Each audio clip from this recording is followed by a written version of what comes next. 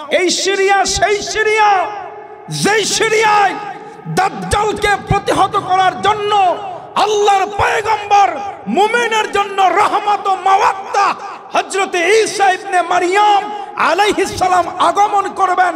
সেই মসজিদটা যেই মসজিদের উপরে তিনি নামবেন, সেই মসজিদে এই বাশার আল আসাদের শাসনামলে 9 বছর পর্যন্ত নামাজ হয় নাই।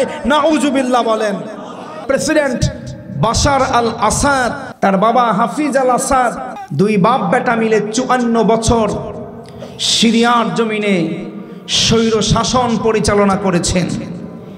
এই স্বৈররাজ আজকে মুখ থুবড়ে পড়েছে ইমানদার মুসলমানদের হাতে।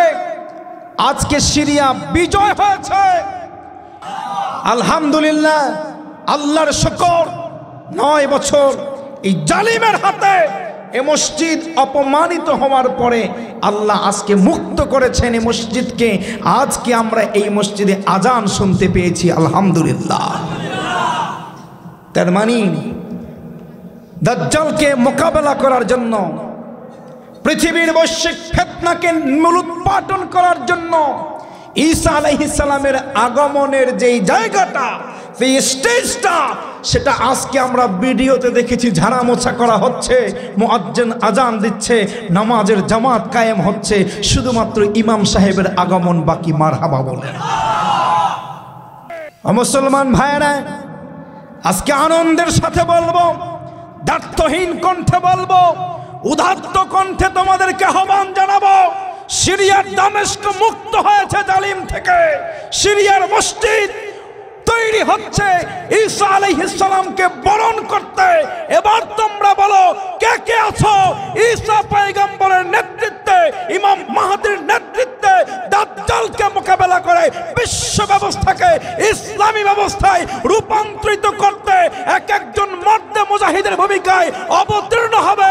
আল্লাহু আকবার বলে দুটো হাত দেখাও। নারায়ে তাকবীর, নারায়ে রিসালাত।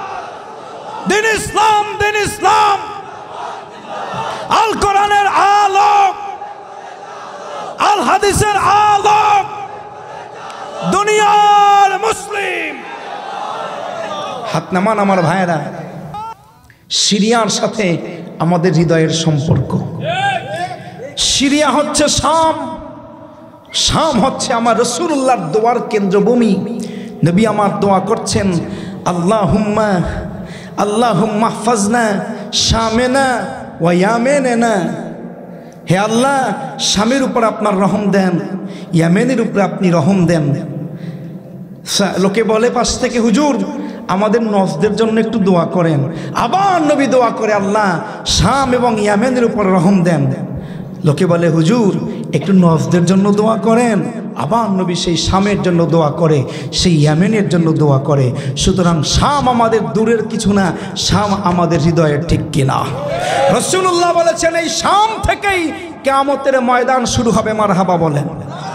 কিয়ামতের ময়দান শুনছেন, কিয়ামতের ময়দান সেটা কোথায় জানেন? সেটা হচ্ছে শাম।